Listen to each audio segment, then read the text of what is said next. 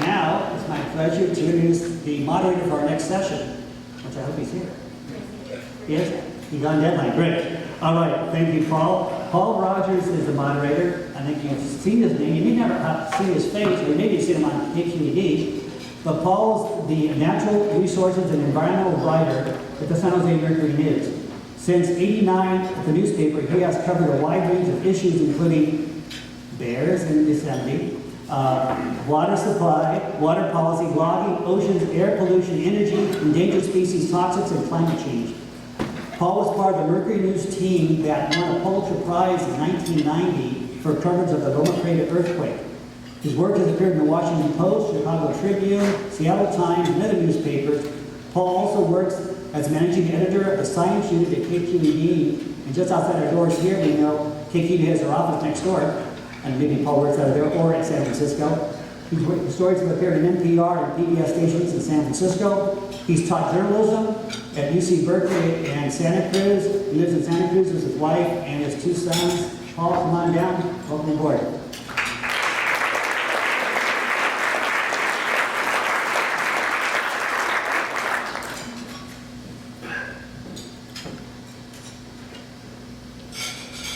Thanks very much, Jim. Can everybody hear me okay? Great. It's nice to see such a robust and engaged and energetic turnout this early in the morning on the morning after a marathon exhausting San Francisco Giants pennant victory.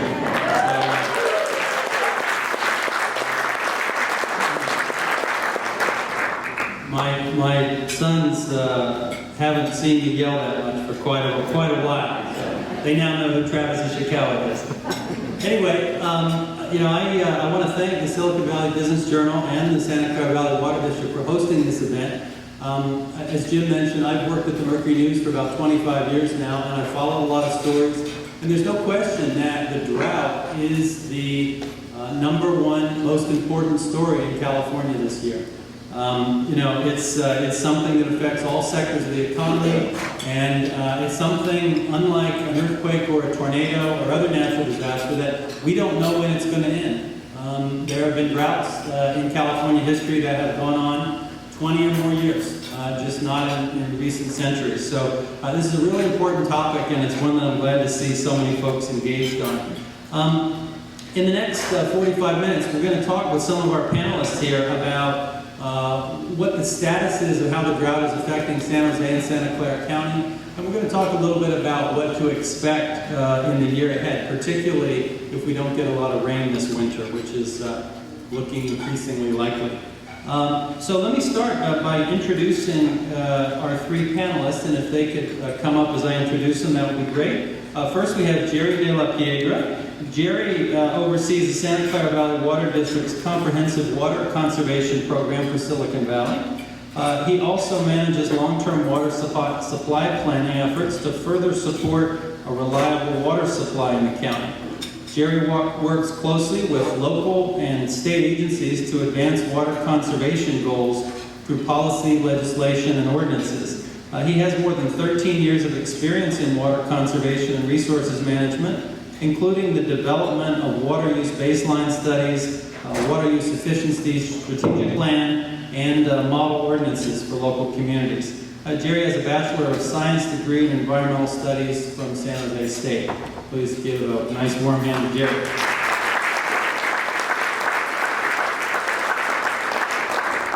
Next we have Anthony Eulo. Tony is a program administrator for the city of Morgan Hill, which is one of the cities in the county here that is showing the most impressive levels of water conservation during this drought from the baselines. They're usually right near the top of the list when we rank all the cities in terms of percent savings. So he's done great work in recent years, and his responsibilities cover a full range of environmental and maintenance activities, including coordinating the city's response to the drought. In this role, he's been proud to work collaboratively with the Water District and other water retailers developing a sustainable water system for Silicon Valley. He lives in Morgan Hill with his wife and two teenagers, so please welcome Tony. And finally, John Tang. John is the Director of Government Relations and Corporate Communications for the San Jose Water Company. His career spans 20 years in the area of environmental engineering and public affairs. John is currently responsible for directing and executing the company's corporate communications and government relations programs. He's also working with regional stakeholders to ensure a high-quality, reliable, and sustainable water supply for the region. And as he'll tell you, San Jose Water has it serves about 1 million residents here in and around San Jose. John received the BS and MS degrees in civil engineering from San Jose State.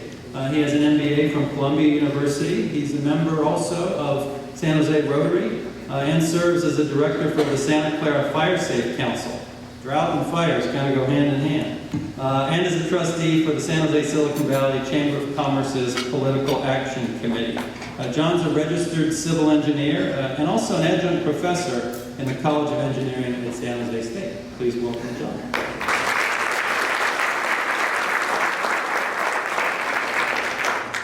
So I'm going to just set this up a little bit, and then we're going to hear from our panelists. You know, I think a lot of you have a fair understanding about water in California, but for those of you who may not, or for those of you who haven't quite thought about it in a huge 30,000-foot level, to me the most important fact about water in the state of California is that 3/4 of the rain and snow falls in the northern part of the state, but 3/4 of the people live in the southern part of the state.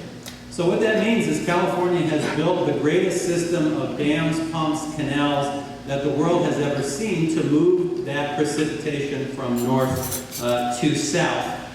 With that system, we have built the 8th largest economy in the world.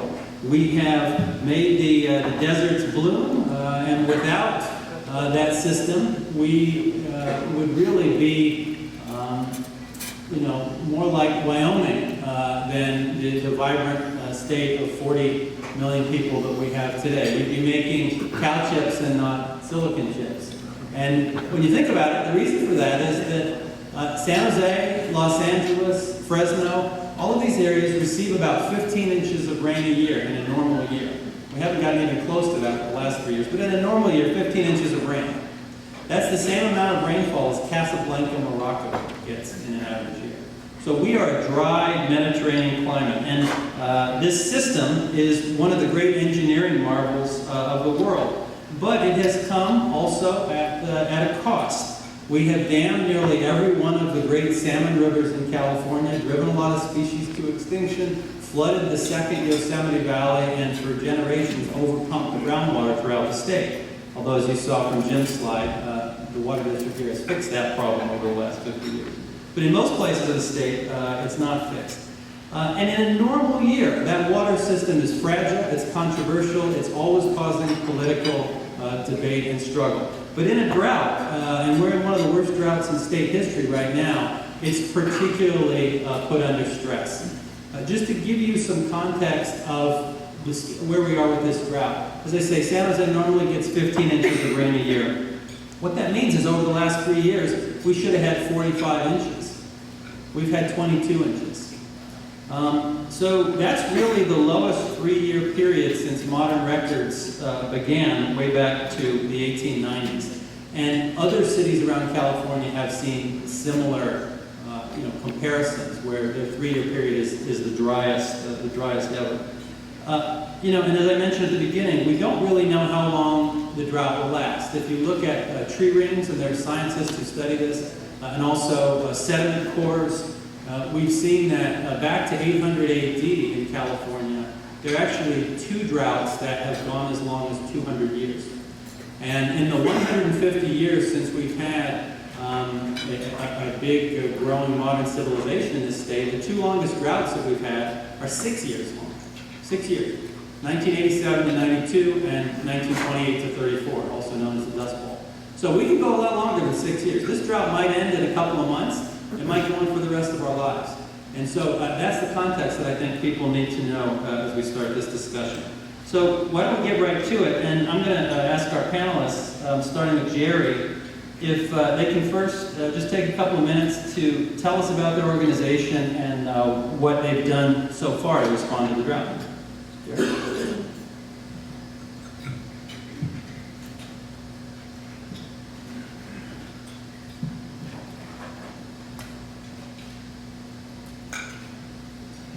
Thank you, Paul. And good morning, everybody. I also want to thank all of you for being here this morning. Obviously, this is a very important topic that affects all of us. And so, again, thank you for being here. From Jim, you already heard a little bit about the agency I work for, the Santa Clara Valley Water District, who we are, what we do, and why we do it. Paul did an excellent job of setting up the current situation with the drought. And so, just to touch on a couple things.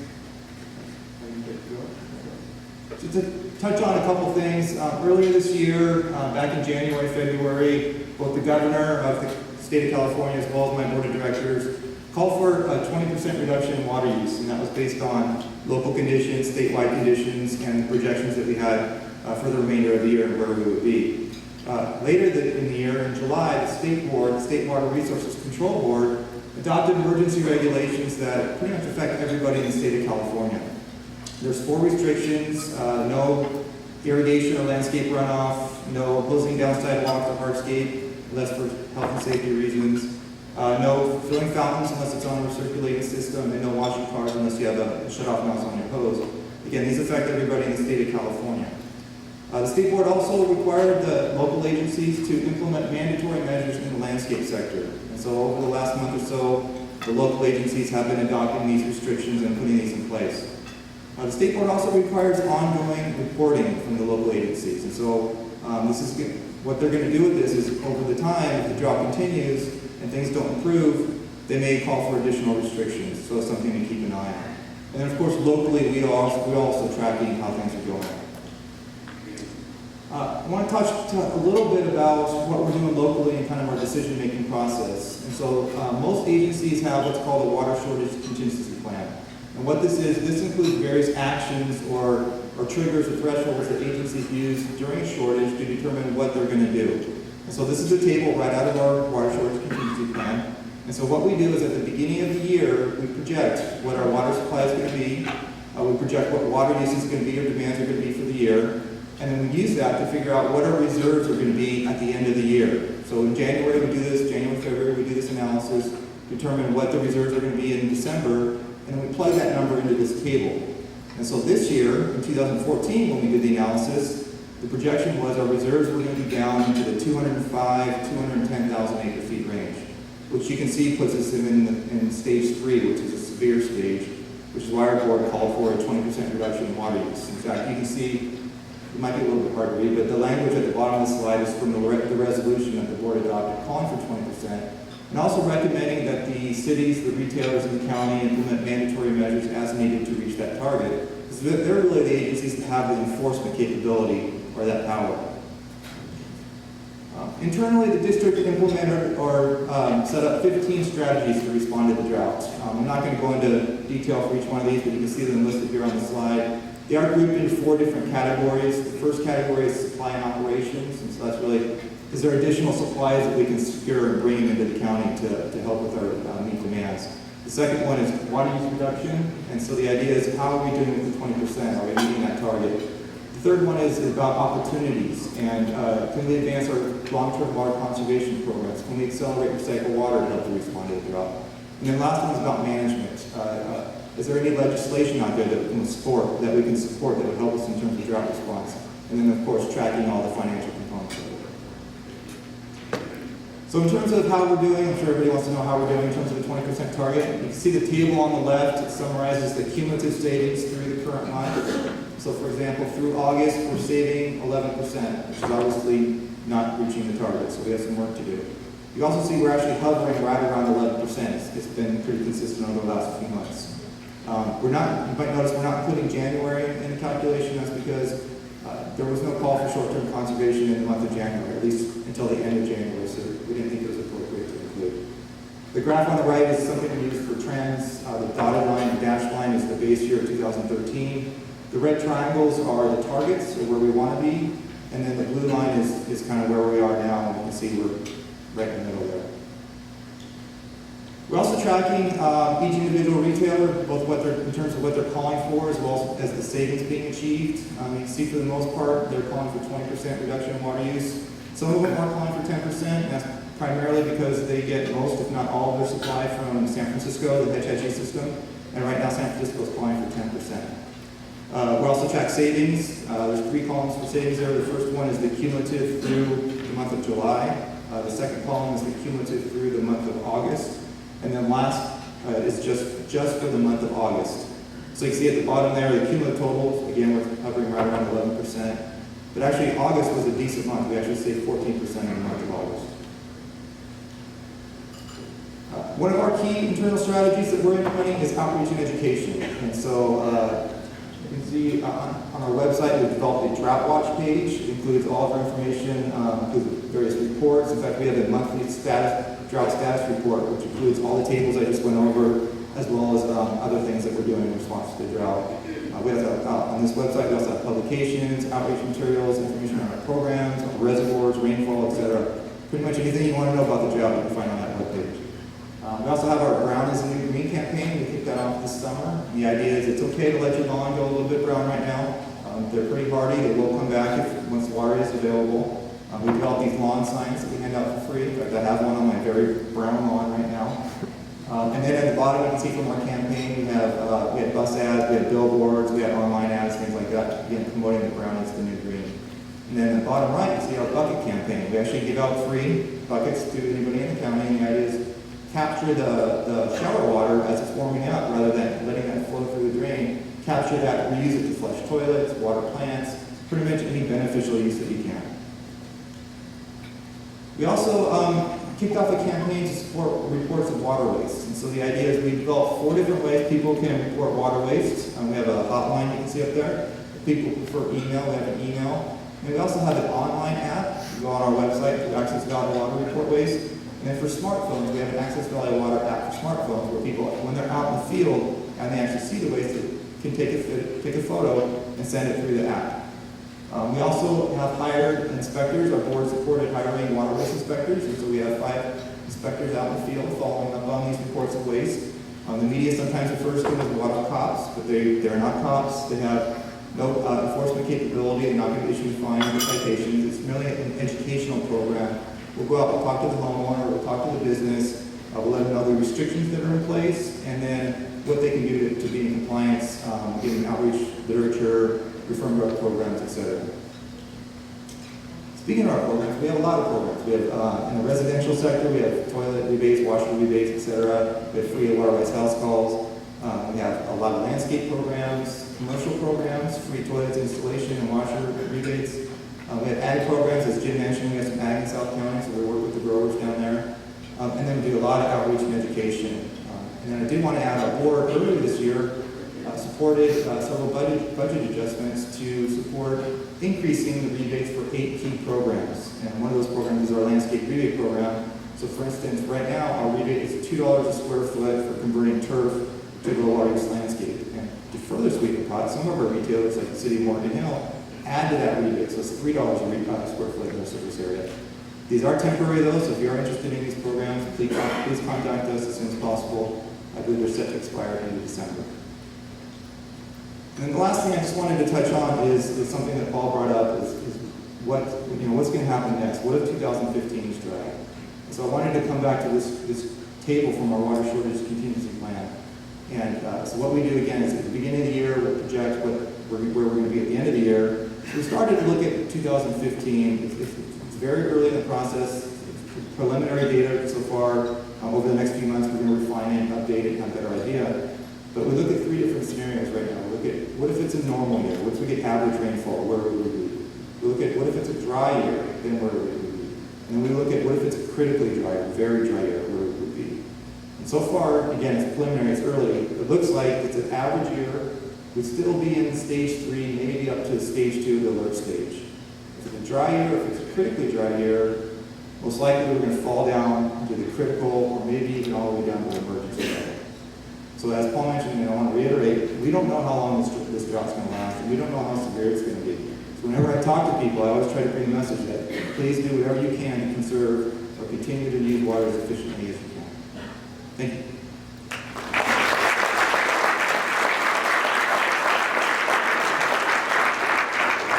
Thanks, Jerry. We're going to hear now from Tony, and then John after that.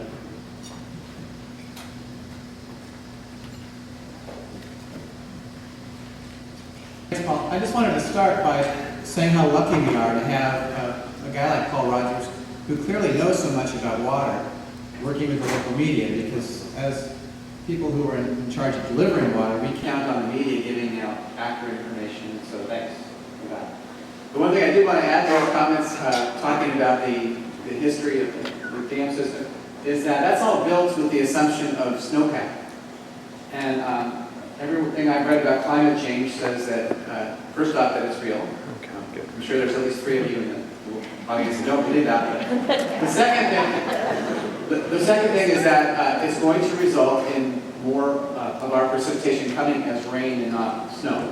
And therefore, our whole state plumbing system that Paul described is not set up to serve us in the future. I think part of that change is the water bond on the ballot next month, but just keep that in mind.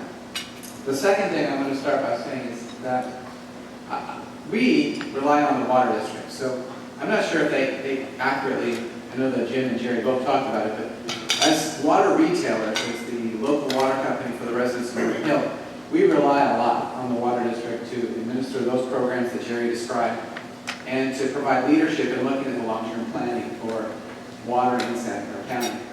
And without them, we would really be in a world of hurt. So I always want to acknowledge the excellent job that they do on an ongoing basis.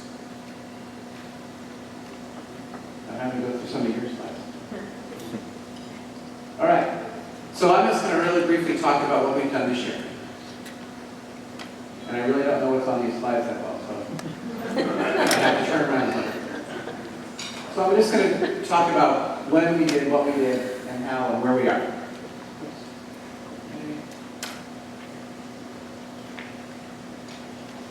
I feel like I'm doing clicker training before I mind on. Okay. And I wrote this slide. I don't know if any members of my council would be here or the mayor. And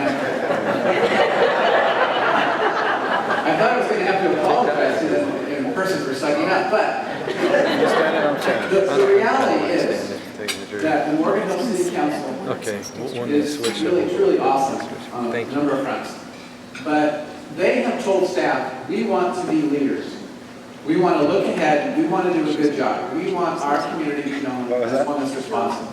So when it comes to environmental matters, they're pushing us to do more. When it comes to water in particular, they're very interested in making sure that we're doing the right thing.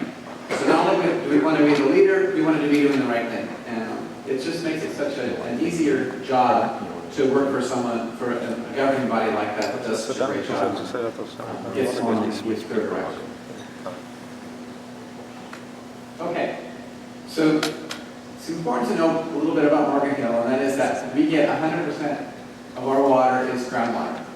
So those district pipelines aren't supplying the city directly with water. The groundwater relies on natural recharge and imported water. So there's the connection. Is that imported water, as Jim described, is traveling through the delta. It's being delivered to recharge ponds and canals in Morgan Hill. And long ago, the South County, which the entire South County, except for a few ag customers, relies on groundwater. All the municipal users are groundwater users. The entire county is already long ago oversubscribed the natural recharge rate of the groundwater basin. So we all count on imported water being running. It goes through the delta. And so we knew, because the water district told us that delta water would be at a trickle this year, so we knew that it was going to be a tough year for groundwater recharge in Morgan Hill. Let's go through that.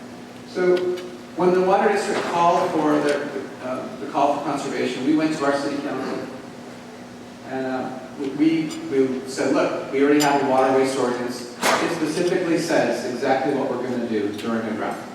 And guess what? It's a drought. We said, here are our permanent restrictions. So these are these are the things that when we went to the council, we said, we've looked at what we can do for water consumption and how we're using water. And these are the things that we can do to reduce our water use. So we have, certainly most of our water use is, of course, irrigating parks and playfields. We have lots of brown lawn in Morgan Hill, that lawn that we manage. Beau's nodding in agreement. And I have to say, if you look at Beau's neighborhood, they've all got brownies and green signs on their lawn. He's doing a great job with the neighborhood in this area. And we appreciate that as your water supplier, Beau. So we've done all we could do internally as a consumer of water to reduce our water use. We recommended to the council, they said, look, it is a drought, and we recommend that we go to in our city is a level 1 water supply shortage, which goes up to 20%. So that was carefully following the district's lead. We recommended to the council that they adopt a resolution also authorizing the city to expand its outreach efforts through a program called Water Smart, which the water district partners with us on Tang. So these are our permanent waterways rules. So in a time like this is just the baseline that we start with. These are not anything related to the drought, but these are the rules of Morgan Hill. These are the uses of water that are against the law, 24/7, 365. So I noted today that we all were served water, which I thought was interesting for the water summit. In Morgan Hill, that would be literally against the law to come. Oh, thanks, Gary. Gary's calling the waterways to the We're stealing other people's water. But that's illegal every day in Morgan Hill. Wasting water in general, we make illegal, literally. But during times of drought, we say these are the additional things that we're going to do. So we limited irrigation to just 3 days a week. We picked Monday, Wednesday, Friday as those 3 days. We ramped up or shortened the time at which someone has to fix a leak. And we said there's absolutely no washing down our hard or paved surfaces unless it's for safety or security reasons. You'd be surprised some of the creative things I've been told. It's for sanitary reasons. We did our best to inform our customers about this, and our first step of enforcement is to inform. So if we see someone watering on a Tuesday, we don't go and be a heavy-handed person giving them a ticket, and we remind them, and we largely get compliance just with reminding people, making sure they're aware of the law. So I have to apologize. The next 2 slides show us our response through June. And it's not because I want to hide the results since then, it's because I haven't got around to updating the chart really. So as of June, as you can see, there was a 16% differential in our overall water consumption compared to 2013.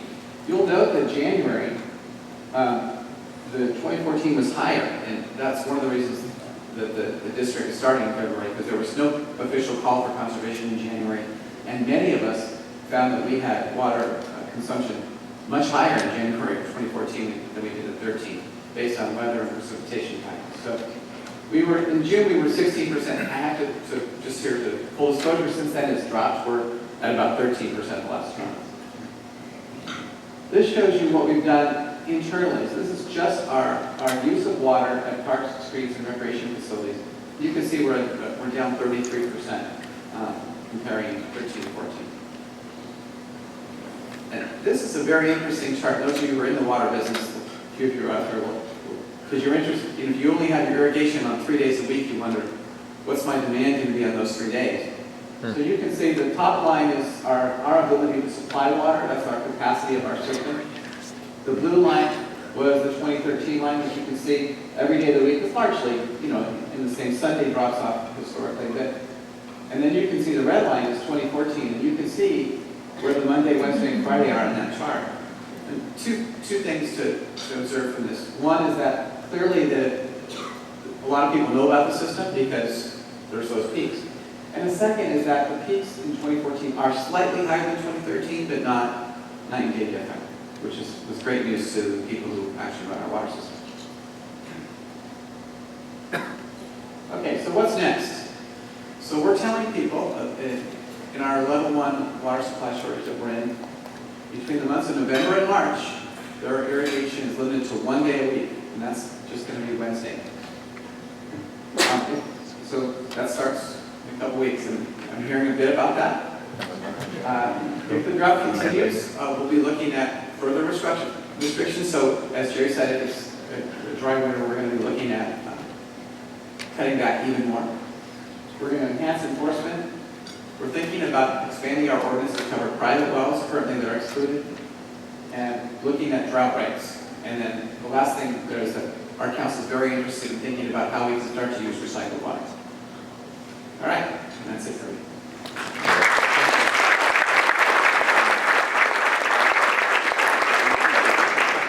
Thanks, Tony. Let's hear now from John, and then we'll take a couple of questions.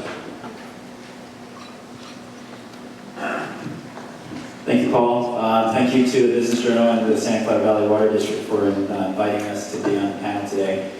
I'm going to go through my slides very quickly because I want to leave plenty of time for questions. I did want to tell a little story. This might be hard for people to believe, but at one time in San Jose, there was a flooding problem right here in downtown San Jose. And that was back in the late 1800s when artesian wells were kind of popping up all over the place. And the problem got so bad that the city council at the time passed, according to the historical records that we have, passed a penalty of $50 per day, which back in 1866 was a fortune compared to today. So I'm hoping that, as I say that the floods will be coming this winter. We'll see. So just a little bit about San Jose Water Company. Again, we were incorporated back in 1866. We'll be celebrating our 150th anniversary in a couple of years. We currently have 345 employees. We serve about 1 million people in the greater San Jose metropolitan area. I suspect that many of you are our customers. Our infrastructure looks something like this: 2,400 miles of mains, 105 active wells, 96 distribution reservoirs, and we also have 2 surface water treatment plants, both located in the Santa Cruz Mountains. So where do we get our supply from? So the pie chart shows you what we get in an average year if we have average rainfall. So about 40% of it we pump from the ground, which is managed obviously by the Santa Clara Valley Water District. 50% is also purchased through the Santa Clara Valley Water District. That's the delta water that they get from the Sierras, and then 10% is the local rainfall that we get here in the valley. We capture that in the surface impoundments that we have in the Santa Cruz Mountains. On an average day, we'll deliver about 128 MGD, million gallons per day. On a very cold, wet day, maybe in the wintertime, that might go down to 78, and then on a very hot, very dry summer day, that goes up to 169, 170. So you can see the spread is pretty wide, and you can't plan a water system for the minimum. You actually have to plan it for the maximum. Total water produced last year was about 47 billion gallons. So this is something that maybe you've seen before, maybe not. So our average, every person here in this room on average uses about 128 gallons per person per day. 50% of that is indoor and 50% of that is outdoor. When you look at your indoor usage, this is what we're finding, and this comes from the Department of Water Resources. So toilets is number one, probably no surprise there. I think what you might find surprising is that the leak number is pretty high. So on average, every residential customer has a 12% leakage rate. And I'll talk a little bit more about this because I think there's a big opportunity here, even though the water conservation rules we have in effect focus mostly on outdoor water usage, but the leaks is another area where I think we can make some headway. So I show this slide just to show you how obviously bad it looks here in California, but also to show you that things continue to evolve with the drought situation. The governor started it back in mid-January, middle of January. The water district actually set their initial water conservation target in late January at 10%, and they since increased that to 20%. The state water board came out with their rules on July 28th, or they became effective on July 28th. Unfortunately, for a lot of the retailers in Santa Clara Valley, those rules actually mirrored those that we already have on the books and that were already in effect. And so there wasn't a communications problem, a confusion problem amongst our customers. And then on August 14th, the CPUC, which is the California Public Utilities Commission, they regulate San Jose Water Company, came out with additional guidance for how we were to comply with those rules. So what are we doing? I think internally we need to kind of go back about 20 years to the last big drought that we had in the late 80s, early 90s. where we actually implemented water budgets. Every household had a water budget. If you exceeded that, you were charged at a higher rate. As a result of that drought, we were the first water utility to develop and implement a comprehensive water conservation program. That program is still very successful today. The cornerstone of that program is actually our water audit program. And I know that Director Lazat today is going to have a water audit. One of our trained inspectors is going to come out and do a water audit of her home today. And I've asked her to let me know how that goes. We're replacing 25 miles of main every year. We are in utility terms, we're a fairly old system, 150 years old, and many utilities, actually all utilities, experience leaks. There are no utilities that have a 0% leak rate. We call that non-revenue water, and what that covers is leaks, firefighting, water quality, as well as theft. And there's really no way to determine how much of that percentage goes to each category, but my guess, and I think it's a safe guess, is that most of that non-revenue water is actually as a result of leaks. And so, as a result of our efforts, our non-revenue water is about 7%. The literature out there, the studies out there show that the average utility loses about 15 to 20% in leaks. So that's another area where I think there's a lot of opportunities for us to conserve water. We're working with the regional stakeholders, the City of San Jose, Kerry, and Jim's and Beau's organization to expand the recycled water system. I believe we were the first investor-owned water utility to go ahead and do that and have it as part of our infrastructure. We're also making some internal improvements. So what you see there, that picture is our basking facility, and we are taking advantage of the district's rebate program and ripping up the lawn and doing our share to make sure that we're doing everything we can internally. What else are we doing? Well, we're certainly trying to get the word out to our customers. We have frequent updates on our website. We're just getting started on social media. There's a great YouTube site that we have now that has about 5 videos on conservation, and it's also on our website at sjwater.com, and I would encourage you to go there.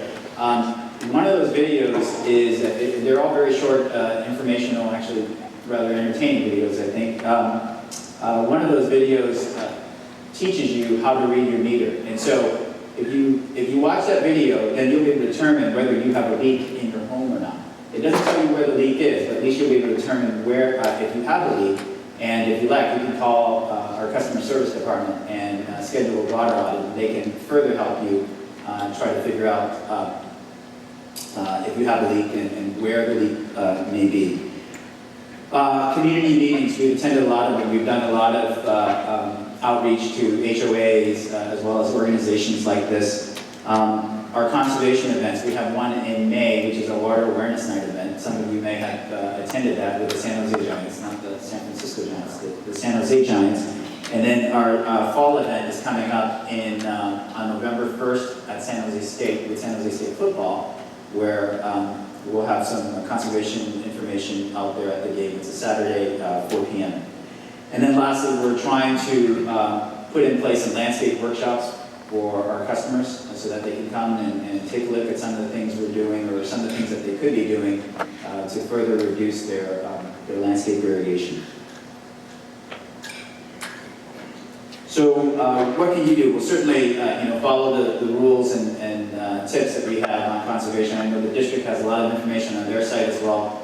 We've linked a lot of the information from the district site on our site, and so if you go to our site, it's kind of a one-stop shop. You don't have to go looking around for things. The district also is doing a great job with their rebate programs. I know for many businesses here, you might look at that and see if you can take advantage of any of those programs, some of which are temporary, and so we want to take advantage of them while they're available. Spread the word to your family and friends. This is a collective effort of everybody. We're going to need everybody's help to achieve the conservation savings and make sure that we start 2015 in a better shape. And then lastly, call us, schedule a water audit. We're glad to come out and help you figure out how to use water more wisely. We're not going to give you a 4-hour window. When we make an appointment with you, that's the appointment that we have, and we're happy to provide that service. So one of the questions I get asked a lot is this whole rates versus conservation. Well, I'm conserving. Why is my rate, or why does my bill go down? And so I'm going to try and condense in the next 2 slides all the information that's in those boxes. Our regulatory affairs manager, Wes Nolan, is here. That's him on the right. That was our last filing to the California Public Utilities Commission for our rate change. So the way it works, whether it's district, San Jose Water Company, City of Morgan Hill, it's a cost of service rate making. If it costs us $10 to provide the service, we charge you $10. For us, it's forward-looking. We only file rate cases once every 3 years, and so we have to be very good at predicting usage, and we have to be very good at predicting weather. We're not so good at either of those right now. When you look at 3 years out, right? We have to look at fixed versus variable costs, and I know I'm speaking to the business community, so you'll know what that's all about. And then, obviously, there are regulatory constraints that we have to work under. So here's a very, very simple example. So we project next year that we're going to sell 10 units of water, and so the cost per unit is $1.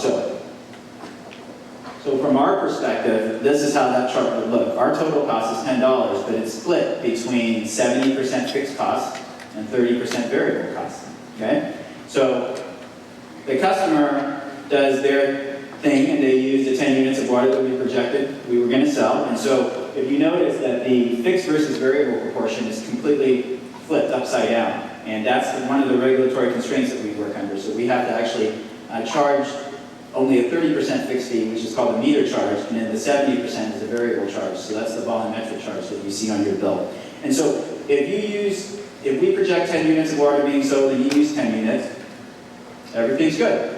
Now let's look at the same scenario where we have 20% conservation. So our fixed costs stay the same. Our variable costs go down by 60 cents. So our cost of service is now $9.40.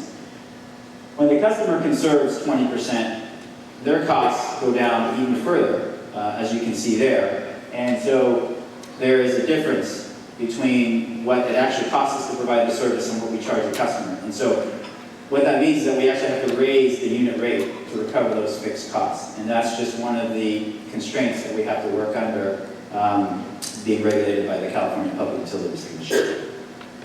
So lastly, I just want to leave you with this water affordability. We are very, very lucky to live in this area, to have the water district and others working to solve the water supply challenges that we have. Water is still incredibly cheap. It's a great value at less than a penny a gallon. The average customer in San Jose Water Company is charged about $3 a day, $2.85 a day for service. Their average bill is about $85 a month. And the US EPA actually publishes an affordability index for water. And they say that anything less than 2.5% of the median household income is considered affordable. Our average bill right now is about 1.3%, and this is from using the 2010 census. I suspect that it's probably, the census number has probably gone up a little bit since then, but there's nothing official out yet, and so we'll continue with that. But we're still less than half, or about half, of what the US EPA considers to be affordable. And then lastly, when you consider it with all the other things you buy kind of on a regular basis, I know that I know that water doesn't taste as good as wine or coffee, but you know, it's still an incredible value for all the things that you get in terms of public health protection, fire protection, and the quality of life and economic prosperity that we all enjoy. Thank you.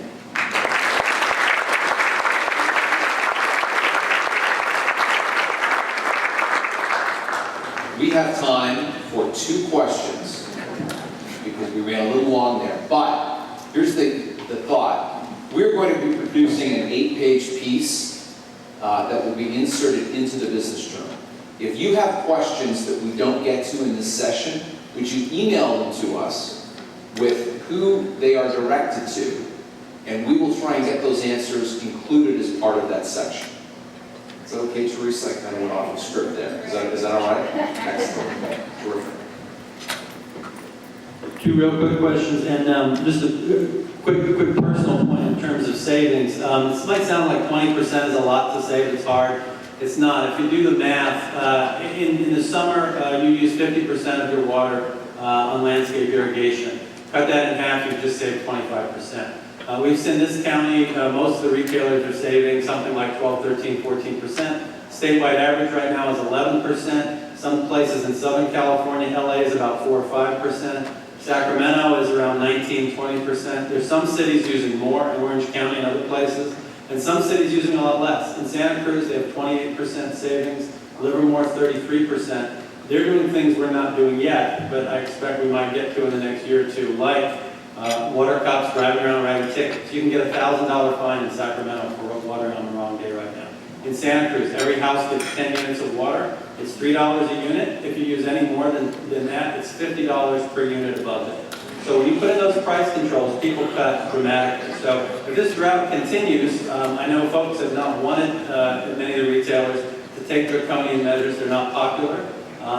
As you can tell from John, you lose money. You have to charge more for less. But there are still a lot of tools in the toolbox. We're not going to run out of water in California. And there's a lot of steps you can do. But if we don't get rain soon, it's going to be, we're going to see a lot more of those. One or two real quick questions. Yes, lady in the back. So one of the things that I was really struck by is the comment, we're dependent on the snowpack and there is such a thing as climate change. And one of the questions I have is, if it starts raining, people are going to go crazy and start watering their lawns again. But we have a long-term problem here.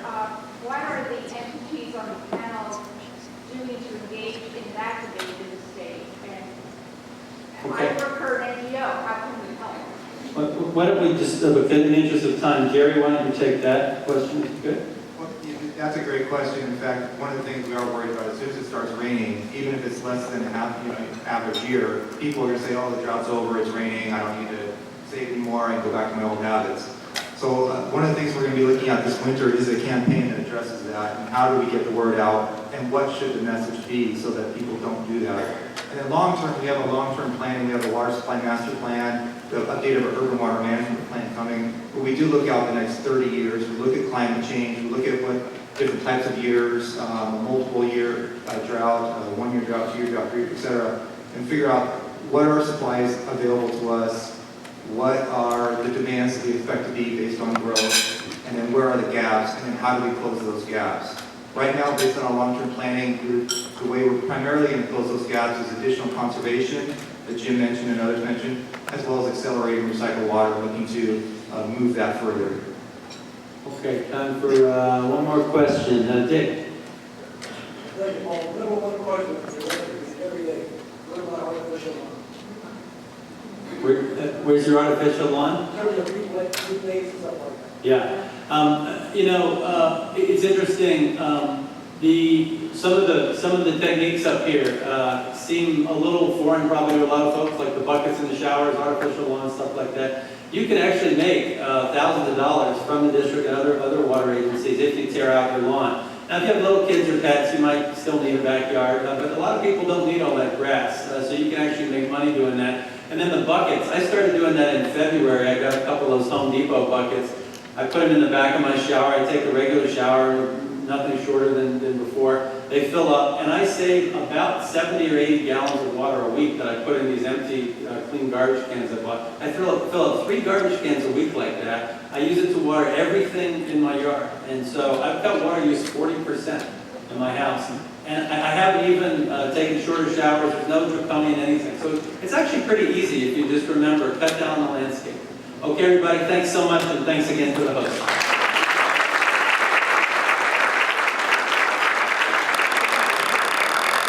We will take a 10-minute break, and then we'll be back with our next panel. Thanks, everybody.